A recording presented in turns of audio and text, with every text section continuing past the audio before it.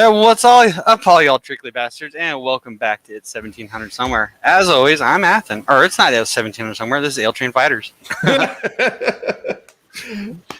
So, all right. I'm the Harambe Keeper. I'm the old nerd who has to get caught back up into the gaming scene. So yeah. So I'm gonna run audio check real quick, make sure everything's coming out fine. You should go ahead and talk. I'm gonna do the rundown. I'm gonna do the show rundown real quick. Okay. Hey, what's your word? You want to do your word of the day now? Not quite yet. We'll do that here in a little bit. All right, cool.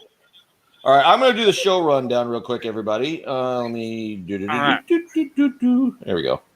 Okay. Let's see. Let me scroll. Okay.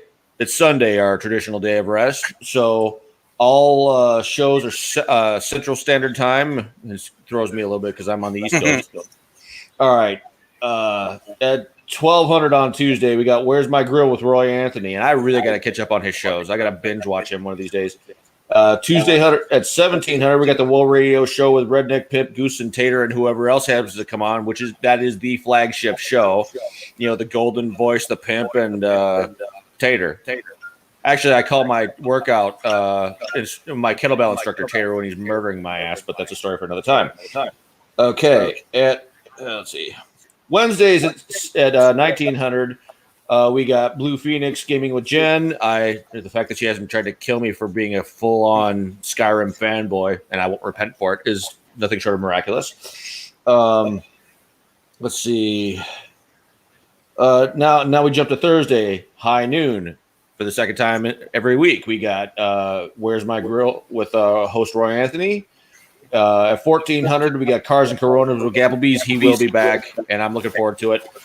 And then we got myself, the Harambe Keeper, at 1700 Central Standard Time.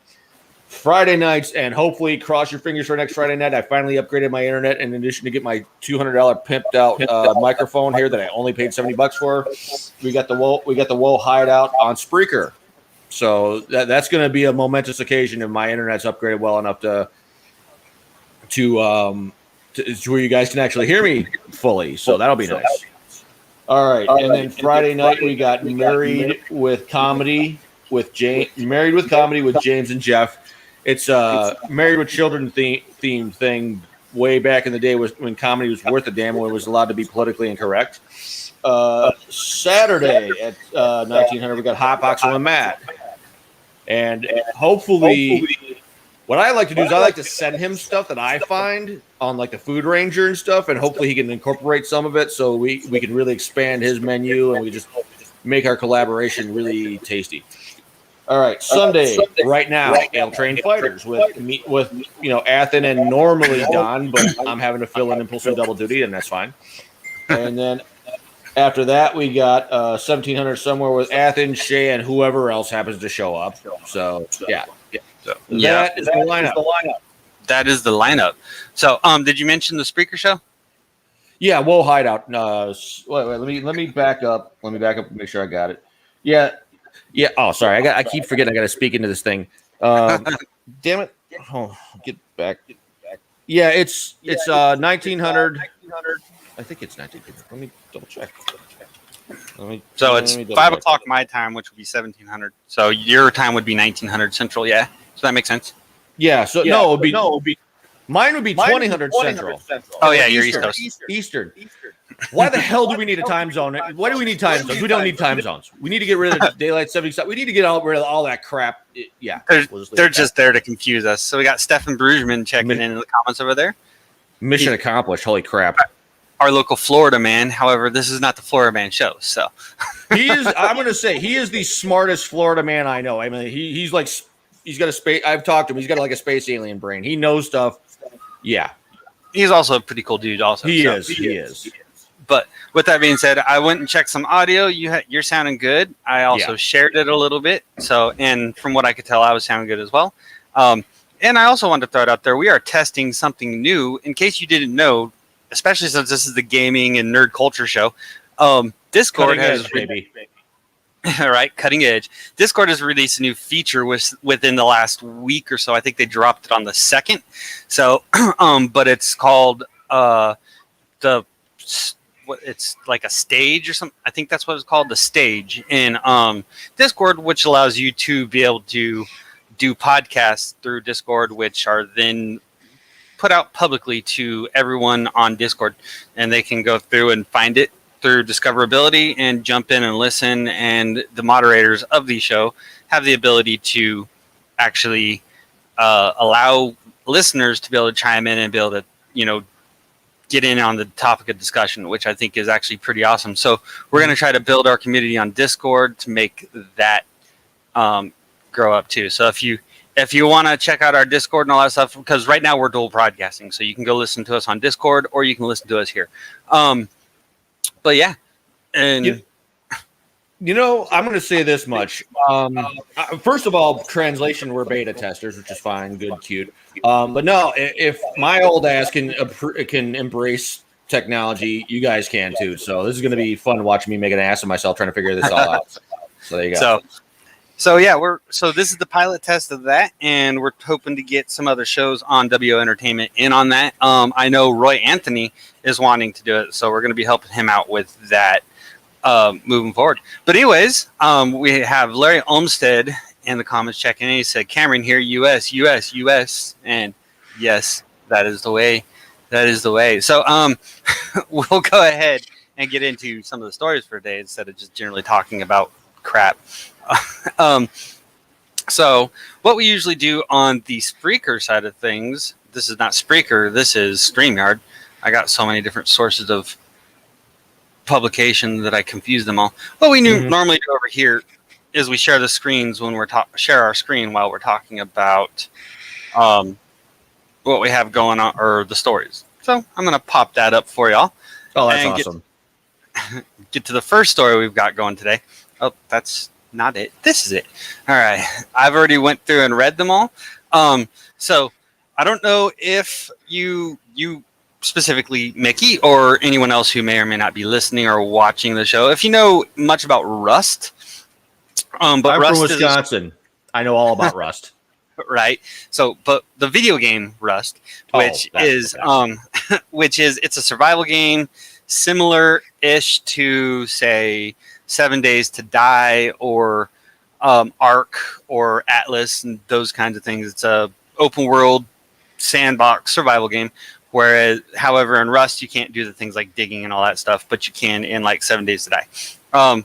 But it tends to be a pretty toxic environment where most of the people, veteran people in the game, their whole focus in life seems to be just to make you uncomfortable and not want to play the game anymore, because they come through and they will kill you on sight, and they will go through, and if they find a newbie's little shack and all that stuff, they'll come through and they'll destroy it and steal and destroy everything that you've worked hard for just because it's fun for them. With that being said,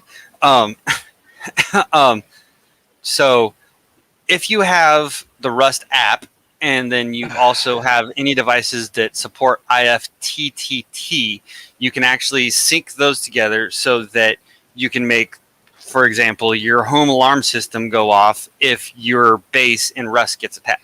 So if you don't know what IFTT is if this, then that, which basically means in the software, they have IFTT capabilities, which you can turn on sets of conditions. So if this happens, then that will happen. So exactly that. If your base in Rust gets attacked, which it will notify you on the Rust app, if that gets attacked and that notification comes through your Rust app, it'll toss it over to any IFTTT implemented security systems or any other system that you have. So I'll read the article and it'll make a lot more sense than me trying to explain it.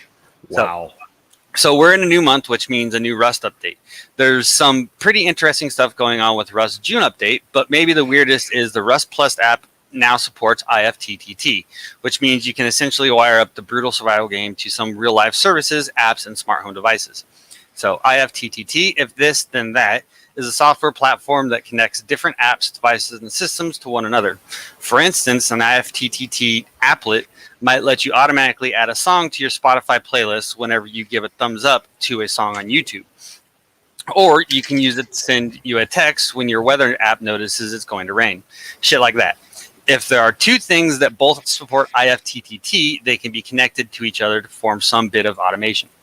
With the Rust Plus app, you can already keep tabs on your Rust server when you're not actually playing. But now that it supports IFTTT, you can integrate the app with other apps and devices. Want an alarm to go off or your lights at home to blink when someone is raiding your base? Want to automatically send a tweet when you've been killed in Rust so your followers know who did it?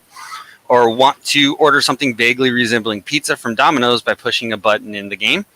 You can now do all those fairly ridiculous things, provided everything involved supports IFTTT. For the average Rust player, however, there are some more grounded changes in the June update. A new contact list system will help you keep better track of the other players you encounter, let you flag them as friendly or unfriendly, and even place a mark above their heads while looking at them through binoculars. That shows if they've previously been mean to you. It's part of a rudimentary reputation system that's been being worked on to make it easier for friendly players to spot the players who tend to indiscriminately kill on sight. So, like, it's literally such an issue in Rust that they're actually implementing features into the game to be able to combat it, or at least let people who don't want to be part of that kind of opt out. Yeah. Well, not even opt out, just be able to know, okay, I'm going to stay away from this person because he's a jackass. So, but as for the majority of hardcore Rust players, everyone on site anyway, you may as well pretend this system does not exist, as it will not affect you. Reads the dev blog post. However, for those less inclined to destroy and kill every living thing that passes in front of them, this system might help you find some like-minded players to team up with. Yeah, maybe. The June update also gives animals a nice makeover with new models, nicer fur, and removes some animals. Some animals' redundant bones is what I meant to say on that. For less of a performance hit. I feel bad they lost bones, but the animals definitely do look a lot nicer now. Just look at that big old bear. So, and in the video, there's basically like a GIF file of the bears. So the one on the left is what the bears used to look like. The one on the right is what they look like now. What else? If you like making cinematic videos of your Rust exploits, some more advanced features have been added to the demo system, including a scrubbable timeline and a shot manager. You can now create and manage shots within demos, which are individual recordings of camera motion, as well as properties such as field of view and depth of field. These shots can then be played back in sync with the demo scene. There are some quality of life improvements too, like the ability to color code your wires and hoses, an AI overhaul to go along with the fancy new animals, procedural generation tweaks, and a few other odds and ends. No new Twitch drops this month, however, though they'll resume in July. So, and that's all of that article. So what do you think about that? Mostly talking about the IFTTT because that's primarily what that article was based on. Gotcha. Okay, here be my okay. I drive a manual shift transmission, which is what in the automotive technician industry, in the automotive world, we would call that an active system, meaning you have to actively shift the gears, whereas an automatic transmission, you just put it in drive and you're passive at that point. The transmission is literally doing all the work. You just put it in drive and go. How much of that is passive to where it just does it because the programmer programmed to do it, and how much of it is active to where you have the option to control it? So with the IFTTT, it's all going to be a passive system. So you initially set it up to where it's going to do that, and then at that point, whenever that situation pops in, pops into being relevant. So, like I said, if you like a song on YouTube, you can set it up to where that song will be then added to your Spotify playlist. Gotcha. So it's going to be, you have to do the basic setup, the basic telling it if this occurs, then this should happen. So you set up the cause and effect, and then after that, it's completely automated. So like an automatic transmission versus a manual. And Stefan in the comment says, been mean to you? Like you need to worry about people's feelings? No, you really don't. And that's what they say if in Rust. If you don't, if it bothers you, don't play or go play a roleplay server, because you can get into roleplay or PvE or PvP servers. Here's the thing though, they got to be careful though, because sometimes the purists tend to run everybody off, and if they run everybody off long enough, they're going to permanently, they're going to kill the brand. So the creators need to have a talk with the purists, the hardcore gamers, and be like, hey, We need to figure this out, because if you start costing us business, we're just going to boot you so we can get our business back. Yeah, but that's not really going to happen because, I mean, it's with Rust. That's kind of what Rust has become. And most players, when you go to play Rust, you go in knowing that this is the thing. You can either play a PvE server or a PvP server, and it's not always like that. I've played plenty of times where on PvP servers where it's been pretty much fine for the most of the time, but it always ends up getting that point where everything gets demolished by some higher level players that just want to go through and destroy everything. But that's part of the game, and it's part of the game in other games too, but it drops down in significance. So like in 7 Days to Die, it does happen.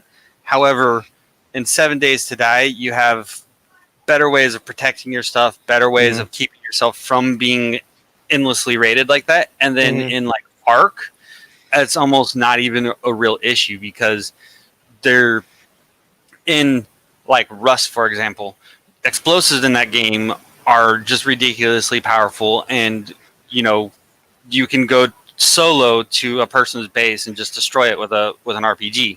In Ark, explosives aren't that kind of big of a thing. It's not as powerful in Ark and all that stuff. It's not as big of a weapon that people use.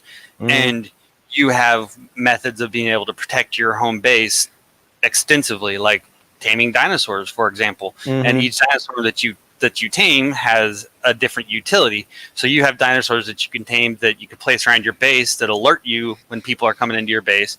You have dinosaurs that you can tame that are just brutal apex predators, and you have dinosaurs that you can tame that dinosaurs for everything. So, and I don't know, Rust is just one of those games where it's toxic, and if you're going to play it, you got to deal with it. Gotcha. That's cool. It's good to know, though.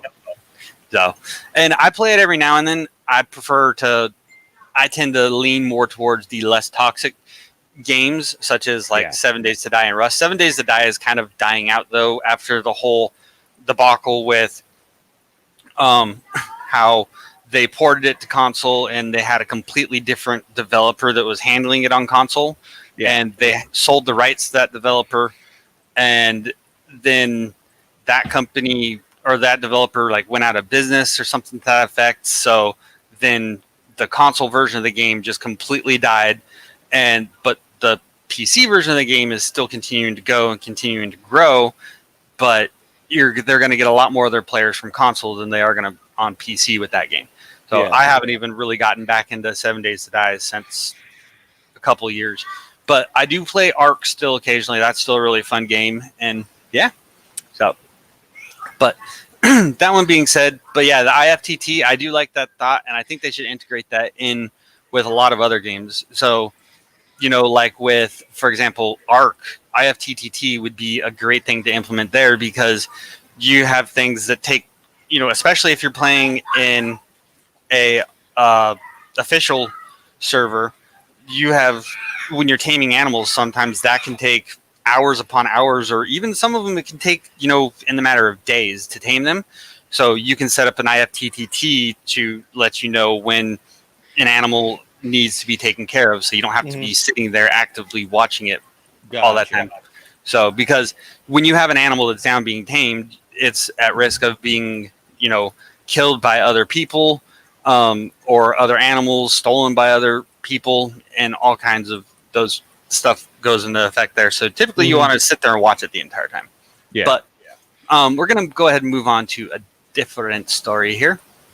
So most of the stories for today are on gaming. Might try to pop out into a little bit of other stuff, but we're going to go ahead and do this. So this is another game. This is another gaming story. This one's going to be kind of short story, which doesn't really hurt too much, but there it is. All right. So this one is about Fortnite. So Fortnite is getting a graphics upgrade. If there's any of y'all who play Fortnite or enjoy it, this is for you. I know Fortnite is a topic of a huge debate. I'm not a huge fan of it, but there are other people who are. So, but anyways, Fortnite's getting a graphics upgrade. So Epic Games has announced that Fortnite is receiving a significant graphics overhaul as part of the game's 17.0 update, which kicks off Season 7 on June 8th, which is in a couple days. Fortnite Fortnite already looks good on PC. Its adaptable art style conforms to whatever the ever-growing multiverse of marketing crossovers throws at it. And coming from the creators of the Unreal Engine, it runs fast with industry-standard rendering features. There was room for an upgrade, though, Epic says, that if you play on the Epic graphics quality preset, both Battle Royale and Creative Mode will feature better storm and cloud effects. Smoke and liquid simulations are also being modified, which is supposed to result in better car explosions, better looking lakes, and slurp juice. And my personal most anticipated update, better fire effects for when you inevitably hit a house with a flaming arrow or a firefly jar. That's helpful. Epic says, yep. Epic says it's also adding improved post-processing features for lens flare, bloom, and shadow quality. So what will it cost you in terms of hardware? Here are the new PC specs for the Epic graphics setting.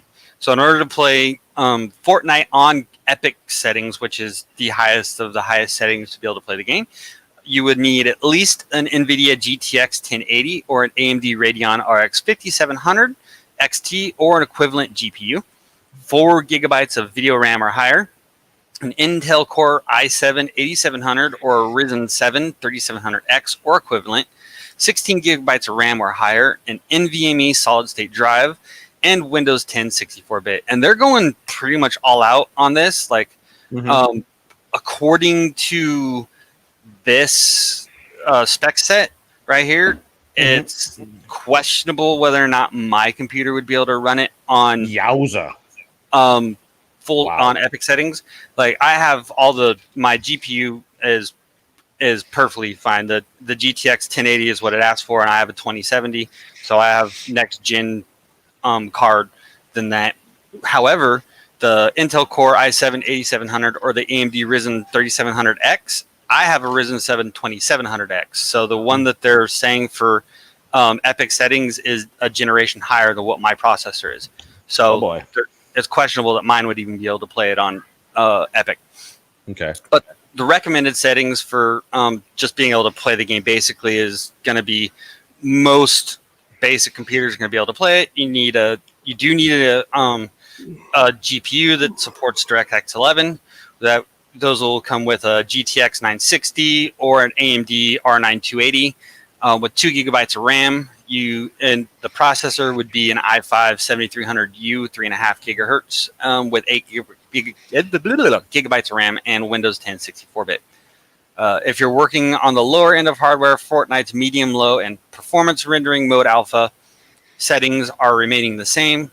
Here's minimum specs as a refresher. The ultimate minimum specs in order to be able to play is an Intel HD 400 on PC or an Intel Iris Pro 5200, which those are integrated graphics chipsets, and the Core i3 3225 3.3 gigahertz or higher with 4 gigs of RAM. So that's a pretty basic PC. My laptop right now, I'm going to say this. I'm probably going to get in trouble, but my laptop I'm on right now is Apple level just lame. So I couldn't. Let me ask you something. As long as I mention that, is Apple ever going to make a serious attempt at getting into the gaming industry, or are they just going to sit and do what they do and make excuses for why they don't? Probably not, because that's not what Apple does. Apple has never been about that. They like to tout themselves as they're good for what they do, which is video editing and sound editing. So, I mean, if you're in a production mode as far as making and editing videos or making and editing audio stuff, like audio engineering type stuff, then Apple's pretty much always going to be your best bet. You can do it on a well-built PC. Like, for example, when mine was first built, my computer was first built, it would have been a really good computer for that kind of stuff. And now that it's 2-3 years old, it'll do it, but it's not, going to be the best at it. Whereas, I mean, and you can game on Apple. There's just not a lot of games that are really made specifically for Apple. So, and that's the thing. It's like developers, when they're developing games, they have to develop the games to be able to be played on Apple platforms. So it's not so much Apple having to change things in order to do gaming. It's the entire gaming industry that's going to have to go and shift to be able to be on Apple devices. So they're going to have to accommodate Apple, and they're like, it's just not worth it. Yeah, because that's not what Apple wants to go for. Most people who own Apples aren't usually playing video games anyway. Fair point. So, but with that said, Epic says that high settings will become the equivalent of pre 17.0 Epic settings once all goes live. Other updates include the recommended GPU will become NVIDIA GTX 960, AMD R9 280, or equivalent DirectX 11 GPU. Epic is also changing the recommended operating system to Windows 10, but players still using Windows 7 and Windows 8 can still run Fortnite fine. Fortnite Season 7 is coming up soon on June 8th. We'll need all the lighting effects we can get when alien UFOs start abducting more players. So that's another thing that they've been kind of hinting at in Fortnite, that this next update is going to have to do with aliens. Mm-hmm. And it's actually a big thing. Like, they sent out a whole bunch of influencers and online gamers and all that stuff that make YouTube videos about video games. They've been getting sent. Let me jump in just real quick. Windows. My father, basically every oldest dirt nerd I know, they hate everything after Windows XP. When I say hate, I mean, they have nothing but utter contempt for every single operating system that Windows has put out since XP. They said XP was perfect, and they just screwed it up trying to get fancy. The other thing I'm going to say is I've got gamer buddies, veteran gamer buddies, Iraqi and Enduring Freedom gamer buddies. They caught me playing Fortnite, they'd flog me to death. Mm-hmm. So yeah, I'm just throwing that out there. There you go. Well, and that's mostly because Windows XP is kind of the point at which Windows stopped being kind of controlled by the user. Every step after Windows XP, Windows was having more and more control over everything in it. So it's like now on Windows 10, Windows forces updates. Windows forces you to have certain things. Back on XP, you could basically be able to say, no, I don't want to do the update. You don't have to go through it. There's lots of reasons for it. And Windows XP still is personally my favorite Windows platform, but Windows 10 has been pretty nice. I haven't really been too disappointed with Windows 10. And Stefan Brugman in the comments over there, he said, run Linux on a PC. That's, for the most part, that is a good one to run. I don't do it just because I'm not, as far as the software side of things on technology and all that, I'm not the best with software. I'm more of a hardware guy. Well, I'm completely a hardware guy. And he says Windows 7 is at its end of its life, which that is very true. It is well into the end of its life. Windows XP was built on NT. He said PowerShell is how you control Windows. Not really sure. Wait, what's NT? NT, Windows NT, I believe is what he's talking about. I'm not, like I said, the software side of things, I'm not fully up to par on, especially when we're getting back that far into things. But so what was I talking about with Fortnite? Oh yeah, Fortnite. There's a lot of the influencers with Fortnite, YouTube, Instagram. Okay. Yeah, YouTube, Instagram, people like that are making videos that, play the game. They'll often get codes from the developers of games to either give out copies of the game to their viewers or to be able to test out features and stuff like that are going to be happening later. So like this new update that's coming out, a lot of the influencers on YouTube and all that stuff have already had a chance to like play a little bit of it and see it. The developers have sent them files and packages and stuff like that, kind of regarding to the theme of the next drop. All that stuff. And one of the thing was a picture of crop circles. And if you lay that over the map of the Fortnite map, the crop circles line just up perfectly with different locations on the map and all that stuff. So they have a lot of thought that the next update on Fortnite is going to be aliens, which might be interesting. My kids love to play Fortnite and they've been begging me, so I'm going to have to actually let them play Fortnite here soon. Oh boy. So yeah. So NT is new technology. Okay. Thanks, Stefan. Appreciate you. So, let's see. I got a message. Let me see what that says. Oh, I was going to ask you another question. Are these influencers are they generating revenue off of this? Oh yeah, absolutely. YouTube, they'll be generating revenue off their YouTube videos and all that stuff. Because when it comes to streaming games, that's a monetizable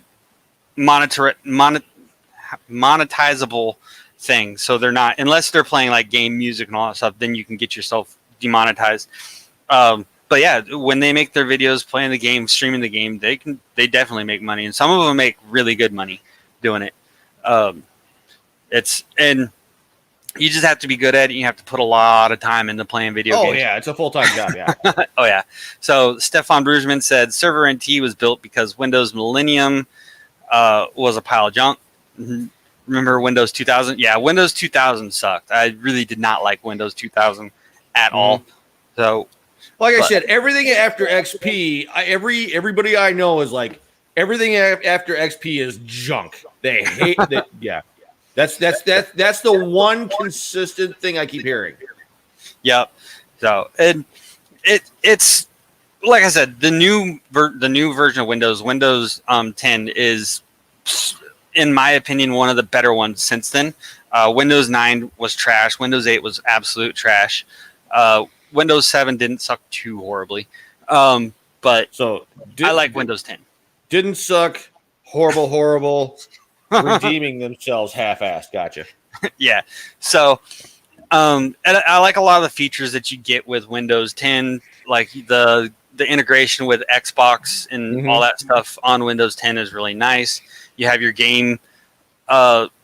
Windows gaming control panel in Windows 10, which means you just push Windows G and it'll bring up an overlay so you can be able to take screenshots or do screen capture, recording, and all kinds of stuff through it. It's really integrated for gaming and all that stuff as far as how Windows XP is going, or Windows 10 is going.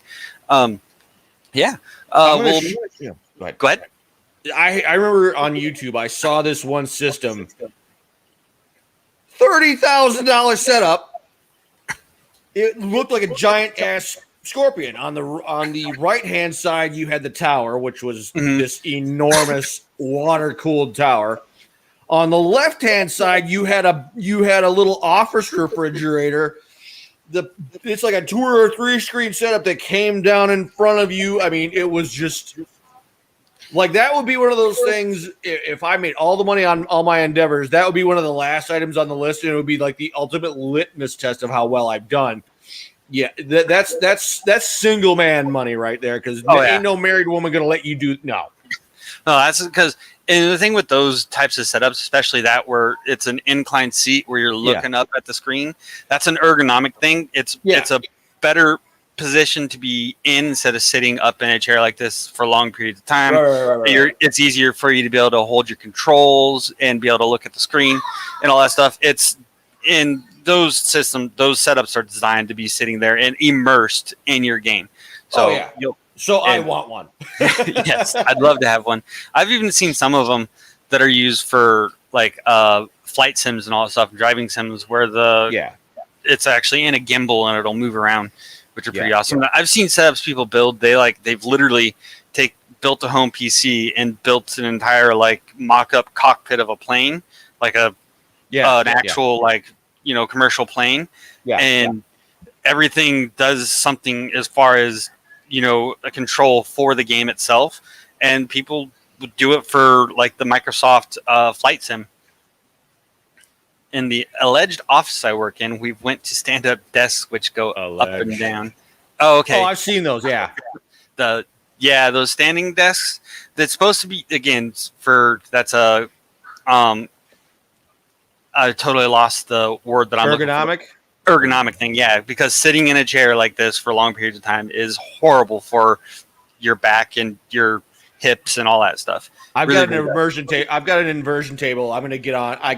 After this, and I'm going to get on mine for about an hour, because I also did kettlebells yesterday, and my back is not happy with me. I understand that. So we'll go ahead and jump into the next story. So this is about a couple new games that are going to be. Oh no, wait, this is not. This is about some politics, kind of, sort of. All right, so Injustice 2 developer apologizes for celebrating Pride in the worst way possible. So Injustice 2 is a DC comic game. So DC Fighters Mobile, it's a, think of like Mortal Kombat or Tekken, that kind of game. It's a fighting game. So DC Fighters Mobile Edition. Sure. Oh, did I share my screen, by the way? I don't know. I did not. Well, share it. We'll go. Yeah. There you go. All right. So, Injustice 2 dev apologizes for celebrating Pride in the worst way possible. The DC Fighters Mobile Edition sure did challenge players to beat up a queer woman. So, I mean, I think this is cherry picking a reason just to be upset about something, but we'll read the story and we'll see how people feel.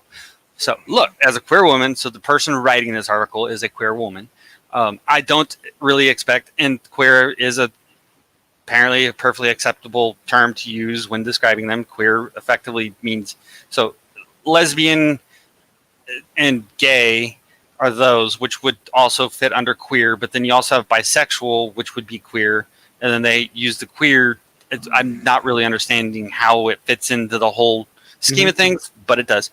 I'm just trying to explain my understanding of that type of stuff. But I don't really expect or even want much from game developers out of Pride.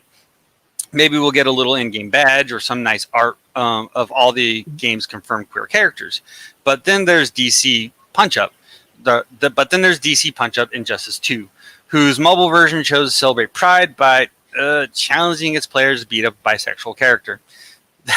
That sure was a choice, I guess. For a while now, botanical supervillain Poison Ivy has been portrayed as canonically bisexual and has been increasingly paired up with Harley Quinn in recent years. In a sort of roundabout way of representing this relationship, NetherRealm, which handles both the PC console and mobile versions of the DC fighting game, offered Injustice 2 mobile players increasing amounts of Quinn and Ivy costume tokens if they collectively pummeled the everlasting crap out of the latter, which would be Poison Ivy. It is, as one comment under the now deleted promotional tweet via Kotaku remarked, fucking hilariously tone deaf. Oop, that was a drop, but that was in the article. To celebrate Pride by enacting violence against queer people. The community had reportedly made it to 175,000 takedowns before NetherRealm began pulling its promotions, and the studio has since apologized for any appropriate and insensitive associations surrounding the challenge. At the end of the day, the whole situation is just a textbook example of pinkwashing, the act of corporations adopting activist terms for their own profit. Injustice 2 Mobile offers these kinds of challenges all the time. It's just that in this case, someone decided to slap a reference to Pride without giving any thought to the optics of battering a bi woman. Maybe stick to just giving folks a wee rainbow icon next time, yeah?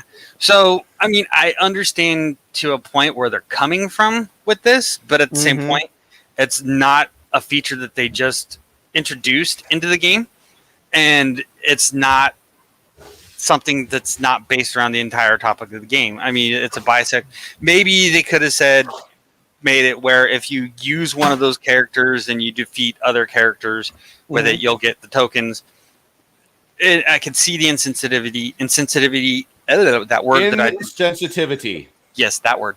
I can see where that's coming in, but at the same point, I feel it's just they're cherry picking things to complain about. They just want to find reasons to be upset. Okay, I'm going to jump in now. All right. I've used this as I'm actually going to take this apart during the. I've decided I'm going to take this apart during the when we go for the record again and get it back.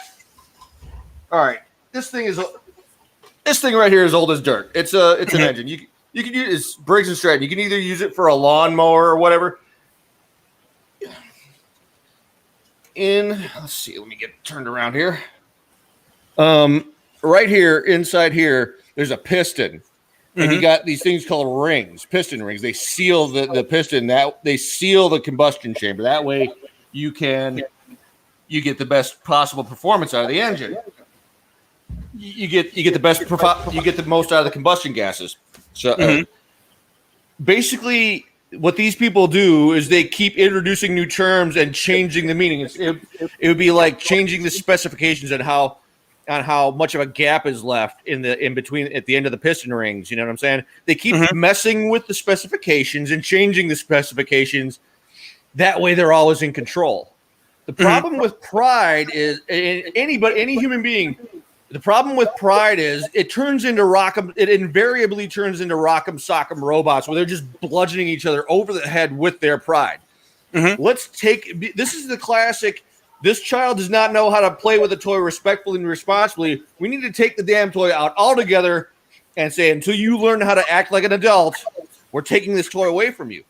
That's the problem with all this political correctness. It's a toy. It's Rock'em Sock'em Robots, and it's disrespectful little brats not knowing how to act. These people get off on being offended. They really do, and that's what's such a turnoff. Okay, so until we learn how to get back to the uber basics of respect, I think we need to just yank it all together and be like, keep your pride like somewhere where you're with people who understand you. See, there's too much potential for conflict, and every I'm more shocked at people who are not offended than who are, and because we're veterans, we preserve the freedom for everyone to say what they want. So the censorship and offense are actually the most offensive things to me these days because it's weaponized. There you go. And I fully understand where you're getting at with that. Yeah. But at the same point, it's like if we were just be like, okay, now you just don't have the ability to, promote this pride, promote this kind of stuff, then that's going to be opening it up to just a whole other slew. Well, here's what you do then. You say, okay, we're going to sit down and have a conversation. We're going to have the pride people in whatever given moment are celebrating their pride. You have people sitting and having civil conversations where they talk to each other. It's like specifications in the manual. You say, okay, here's what this means, here's what that means, and you explain yourself in such a way where you're not crapping. It's not Rock'em Sock'em Robots. It's civil and respectful. Yeah, it's like and how I deal with it is I just do my best to try to kind of understand everything, and I just kind of don't try to speculate that I know anything. I just do my best to understand it, and I don't argue with anyone based on it. And I just like, okay, you know what? You're going to do what you're going to do. I'm going to do what I do. Let's just keep it at that. Yeah. I do that. I'm more or less, when I game, I more or less, unless I know the people, I try to be I'm really super, super duper cautious when I approach people in games and stuff. I'm like, as loud as I am now, I am like, dead quiet when I'm gaming unless I know the people. I'm really careful about that. I am too. Most of the time I won't even actually wear headsets or anything like that just because I try not to involve myself around too many people. Let's go ahead and move forward into this next one. This is actually going to be a pretty interesting story. I think I haven't actually read this one, but it's about a game that's going to be releasing soon that looks like it'll be outstanding. I won't be happy until I get my damn Skyrim remake.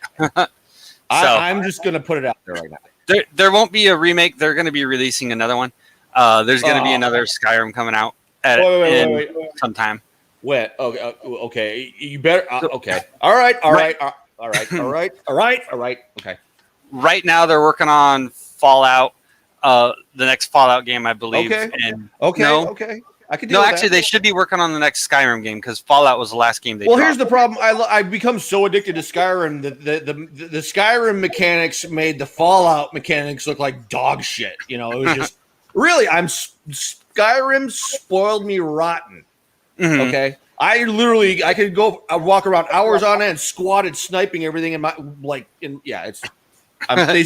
Skyrim spoiled me rotten with their gaming mechanics. So yeah. Well, in Fallout 4, the mechanics are pretty good in there. So I like Fallout 4 is pretty good. So this week in PC gaming, we got Chivalry 2 and Backbone. But you also have to realize Fallout was a different type of different form of game. So in a game like Skyrim, that one's more focused around melee combat. So doing things like yes, but they're ranged. I could like get on a hill. I could snipe a guy where I could barely see him. I could still knock it. I could still drop him. Oh yeah, and that's what I was talking about. It's like the mechanic for that game. The way it's set up is for a melee form game. And if you put everything into doing like a ranged type of character, you're going to. Well, I'm really well balanced, anyways. But I just I like going ranged when I'm really advanced, just so I can farm stuff. It's just more convenient that way. Yeah. So, But so this week in PC gaming is also available on YouTube. So this is also a video that is on YouTube. But so welcome to This Week in PC Gaming, a show where we take a look at the new games, updates, events, and more coming at you over the next week. This sounds like it's going to be a long article, so I'm probably not going to read the whole thing. Okay. Every week. Expect a new episode every Sunday morning and expect it to tell you something you didn't know or already forgot about. This week we look at the medieval mayhem of Chivalry 2, along with Backbone, a game where you play a detective who is also a raccoon. Catch the new episode every Sunday here on PC Gamer. And, okay, so never mind. It's not an article at all. It's just talking about the video. Nice. So Chivalry 2 is going to be releasing this week, apparently. And what Chivalry 2 is a medieval open world game with tons of medieval combat. I had actually watched a video on it just the other day. Let's see if we can pull it up real quick.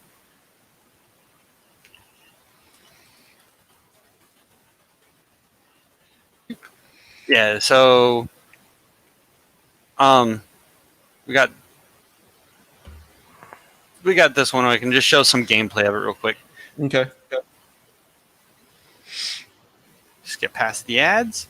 Boop. There we go. I'm just gonna come in cold. I'll mute it because I don't know if we need to mute the video or the audio. It's like I said, it's a medieval combat game. So you're all in armor and all that stuff, and you just straight up fight and hack and slash.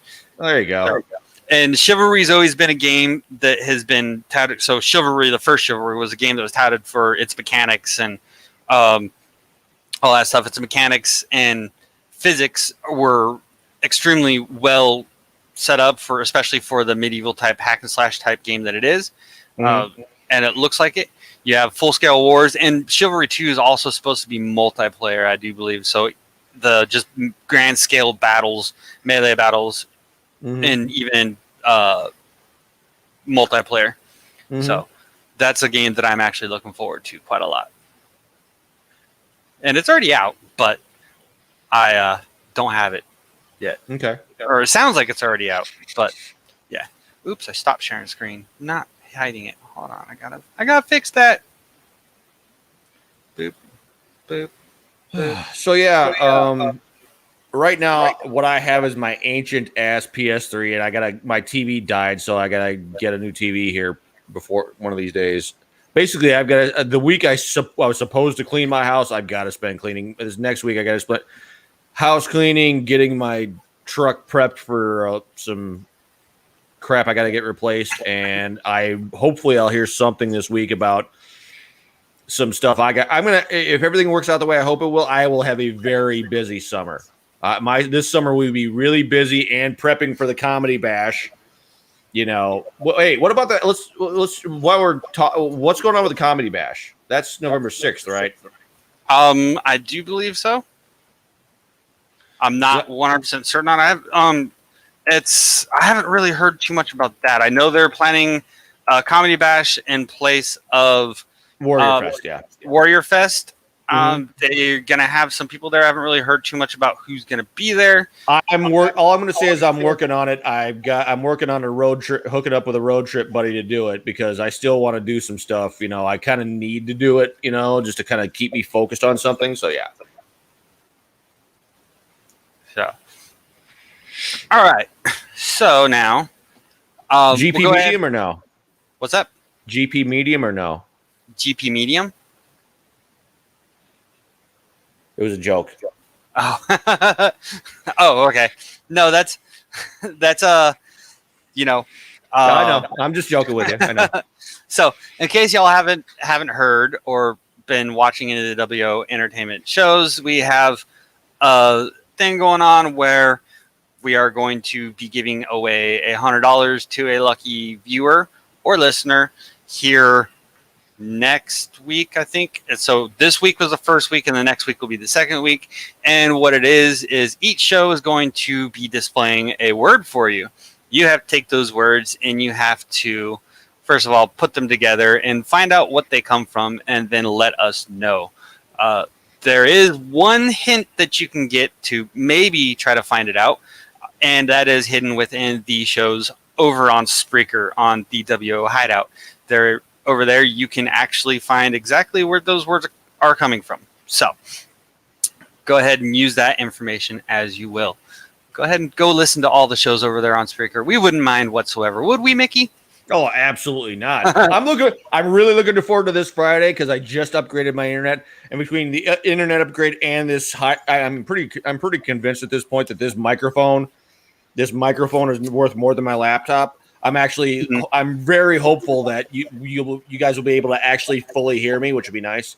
And I love it because I love the reps I'm getting, and really, this is helping me stay out of my own head. So I love this stuff. So. Yeah. So, and the cool thing about the show over there on Spreaker is you can listen to it whenever you want. You don't have to listen to it when we're live. It is a 2-hour show, but we play music. It's all music, and it's cool. You can just get the app on your phone, open it up, and start playing the show, and just listen to it while you're doing whatever else you're doing. If you're out barbecuing, if you're out doing whatever, you can just listen to the show, listen to the kick-ass music that we're playing, and maybe stumble across that hint that we gave you. So there is one episode in there that was kind of all jacked up because I was trying some tech stuff, but we it's okay. All right, we can laugh at that one now. Yeah. Yes. So we'll go ahead and get on to this next story because this is one that a lot of people might be interested about. So here's a first look at Battlefield 6 gameplay via leaked screenshots. EA is set to officially reveal the game next week. The first Battlefield 6 screenshots have been published online via a behind closed doors preview event. The images were shared online on Friday ahead of E3's official reveal planned for next week. EA confirmed on Tuesday that it will reveal the next Battlefield game on June 9th ahead of its cross-gen release for consoles and PC this holiday season. A low-quality version of what is claimed to be a Battlefield 6 trailer also leaked in full last week. So these are going to be screenshots from that trailer. I'll go ahead and read the article because there's not a lot to it, as you can see. I'll go ahead and finish reading the article, then I'll show you these screenshots. So according to influencer Tom Henderson, who has published several Battlefield 6 reports over the past few months, some of which have been corroborated by journalists, the game will have a near-future setting. Said take place after Battlefield 4 and center on the next World War. USA versus Russia is at the heart of the global conflict, and players reportedly assume the role of an elite unit hired by these superpowers. Battlefield 4 is currently available as a free download to Amazon Prime customers as part of its Prime gaming subscription. So from what they're saying about it, so near future. So are we talking, from the looks of this screenshot right here, it's sounding like it's not too distant future as opposed to near future.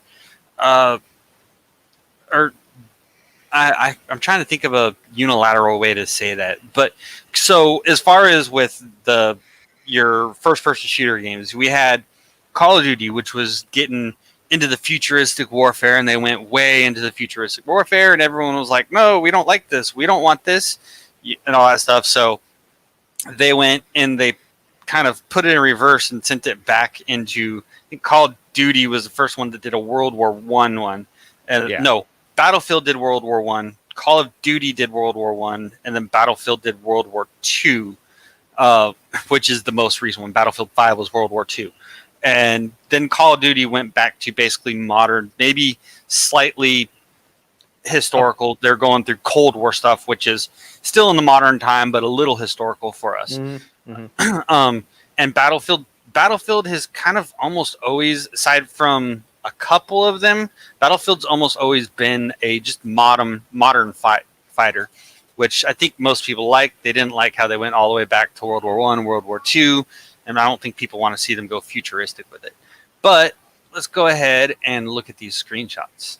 What do you know about Battlefield there, Mickey?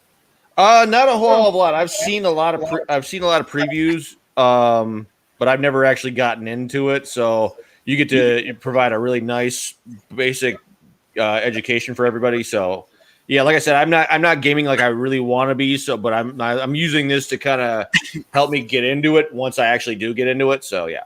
So in historically, Battlefield's been a more grand scale type combat it's been a little bit closer to like a combat scene. So there's always been bit of destruction to the map with Battlefield. There's always been larger scale games, whereas you have large scale people on the map and you have squads. And as far back as like Battlefield 2, you could have your squads and you could have squad leaders, and then there was in Battlefield 2 you could actually have a battlefield commander. So at the beginning of every match, there would be a vote for who would be the battlefield commander, and you can put yourself in to be the battlefield commander, and everyone would vote who they wanted to. If you were the only one who applied for it, then you would be the battlefield commander. Yeah. So, and then what that is you could direct all the squads in your lobby to go do certain things on the game. So it's always been like a not command and conquer type game. So you rush through the map and you're taking out control points, and you have to take the control points to take over everything effectively is what a command and control. That's the word I was looking for, type thing.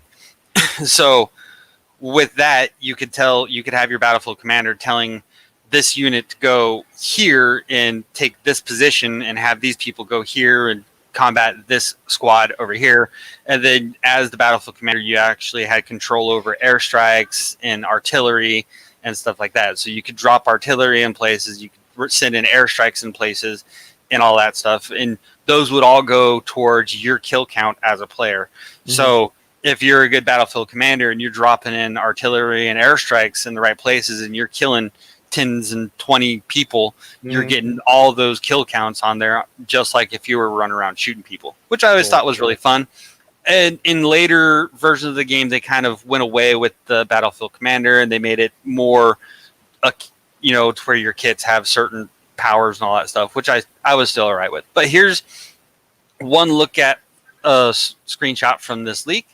The weapon don't look too advanced or futuristic. That helicopter doesn't look too advanced or futuristic. I am looking at the HUD, and it seems as though this might be the soldier or the character is wearing like a helmet of sorts, and this is going to be a digital HUD inside the helmet. So seeming like it's going to a futuristic type thing there, but that's not too far from what we're actually doing with or trying to do with current military type stuff anyway. So here's another one. So this one does look fairly futuristic to an extent. This looks like some sort of a play on an Osprey type vehicle. Yeah, it looks really futuristic actually, yeah. I'm not sure what these blackouts are, but this almost looks like it's going to be because this looks like it might be like credits from the opening scene into like the actual campaign of the game.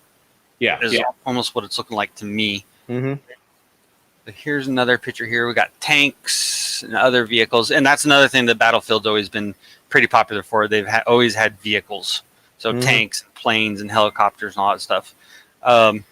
Boats, just all kinds, and it's always been upgradable. And it's always been one of my favorite shooters.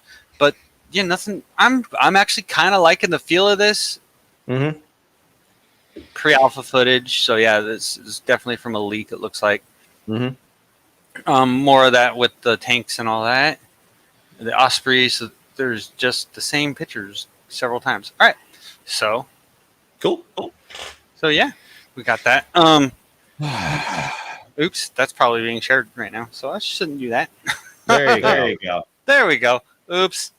So we'll go ahead and hide that. So that was it. So if you are interested in Battlefield or any information about the Battlefield 6, that is, like I said, they just had a leak of the trailer, which isn't supposed to be coming out for a few more days. They're going to announce it, and you can expect it to be coming out this holiday season. I'm excited about that. Hopefully I'll have the ability to be able to get that and play it because I really want to. Looks like a lot of fun. Oh yeah, Battlefield's always been, like I said, always been one of my favorite games. I got Call of Duty on my phone right now, and I haven't played it in forever, so I got to get back on there, and I gotta find a new team. I think maybe, I don't know. It just depends on how everything plays out. I've never really been much of a mobile gamer. Yeah, well, it's my only So- option right now, so I kind of got to roll with what I got.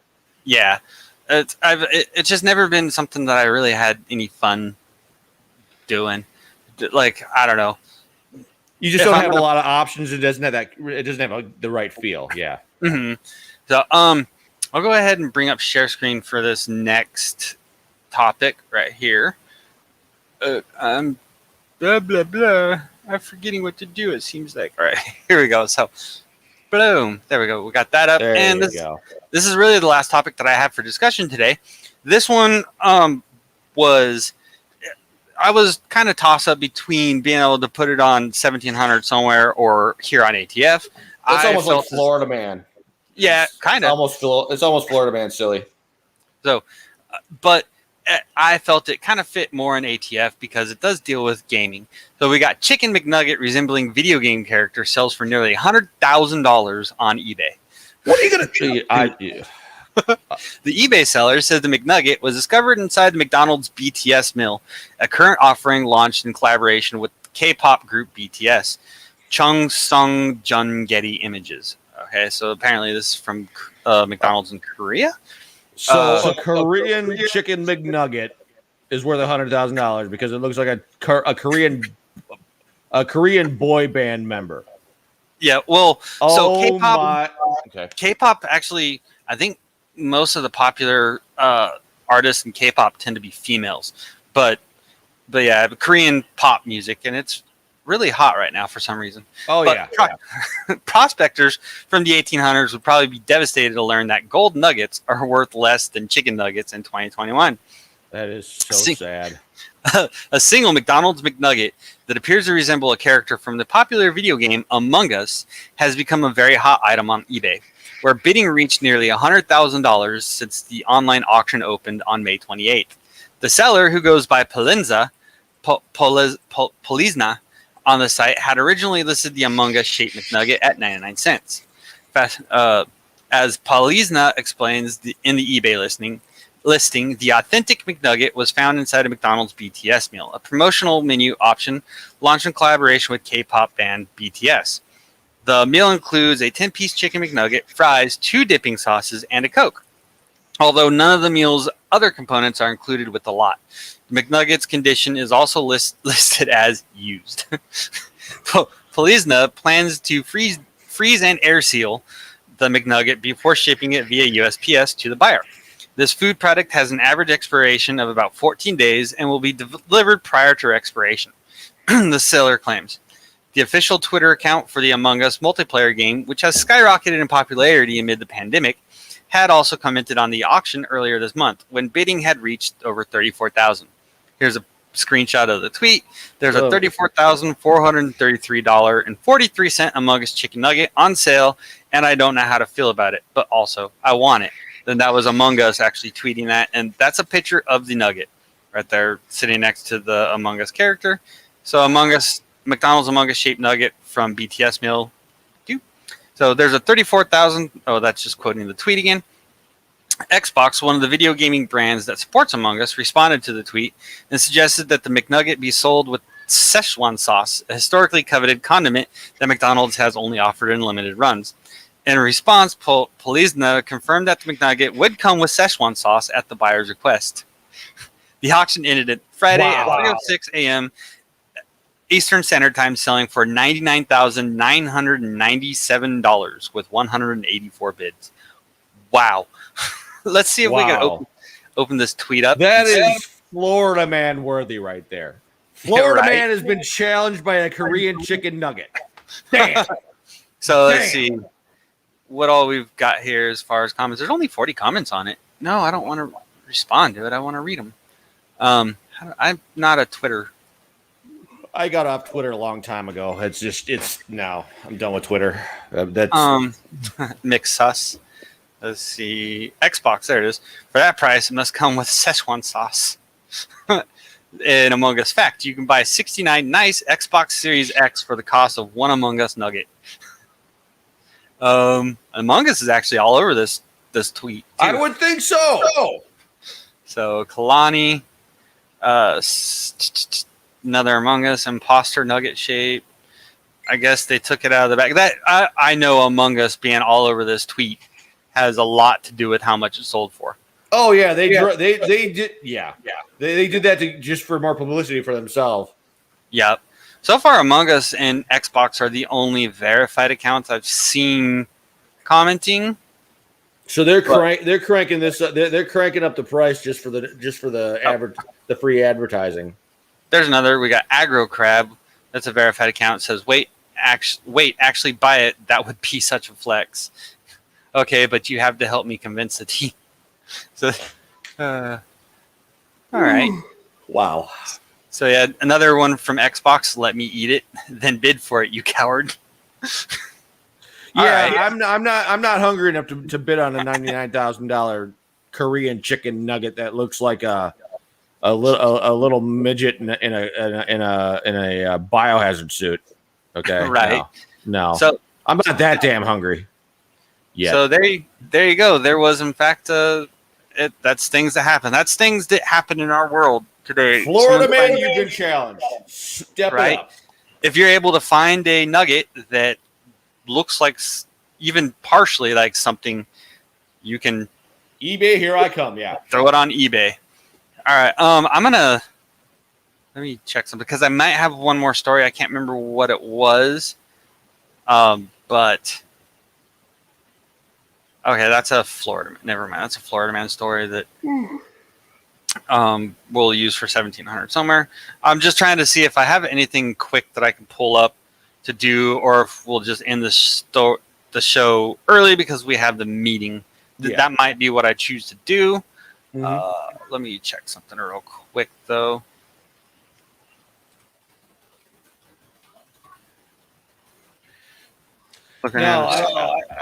I am really looking forward to upgrading. I want to see if I should just go to a 4. Can I when I get my my password information is so old it's probably Byzantine era. But anyways, can I transfer a lot of my information from my PS3 to my PS4 and still play some of the games or no?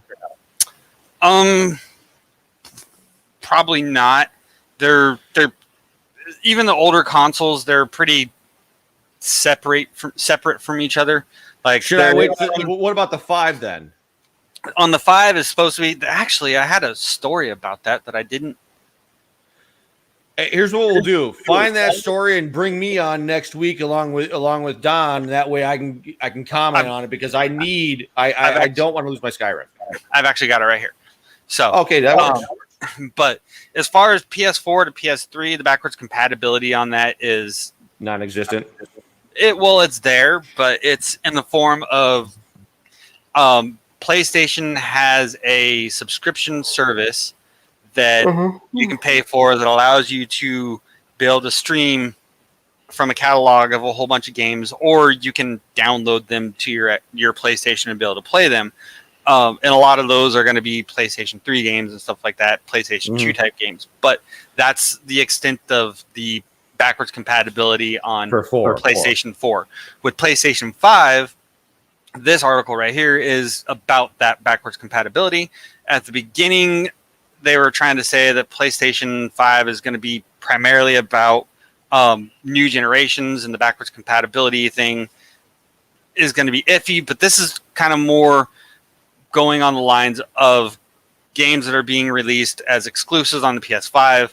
They were saying that they're not going to bother trying to make them for the PS4 also. But now PlayStation's like, no, we're also going to be making them for the PlayStation 4. So are they basically saying, oh, crap, we're pissing off our fan base, so we're actually going to do backwards compatibility in a way that will not piss them off? No, because judging from this article, the fans are actually pissed about the fact that they're allowing those games to be put on PlayStation 4. So I'll go ahead and read the article. It's not a long one. Sony is playing games over PS5 exclusives, and it's not fair on fans. Opinion: PlayStation 5 exclusives should mean just that. Stop playing games, Sony. The PlayStation 5 was supposed to be a console that proved that Sony believed in generations. At least that's what the company said. Company initially said back in May 2020. In case you forgot, here's a reminder of what Sony Interactive Entertainment CEO Jim Ryan said to Game Industry Biz when we asked specifically whether PS5 games would be playable on PS4. Just like Microsoft proposed with the Xbox Series X, games like Halo Infinite. We have always said that we believe in generations. We believe that when you go to all the trouble of creating a next-gen console, that it should include features and benefits that the previous generation does not include. And that, in our view, people should make games that can make the most of those features. Ryan went on to add, we do believe in generations, and whether it's the DualSense controller, whether it's 3D audio, whether it's the multiple ways that the SSD can be used, we are thinking that it is time to give the PlayStation community something new, something different that can really only be enjoyed on PS5. Using only the PS5 restock tracker. Oh, these are other articles. I always do that. Sony's stance on console generations was widely interpreted as this. Then PS5 exclusives were important, necessary even, and that developers who wanted to make games for PS5 wouldn't need to worry about being held back by older hardware. Today, Ryan's statement in May 2020 doesn't quite line up with Sony's actions. This is an old article. Why did it pop up in... I don't know. Oh, it's talking about his statement in May 2020. Today, okay, never mind. Sony's actions. Shortly after the PS5 showcase event, which took place in September last year, Sony began to backtrack on its idea of not bringing PS5 games to the PS4. It started with Marvel's Spider-Man Miles Morales, Sackboy, A Big Adventure, and Horizon Forbidden West.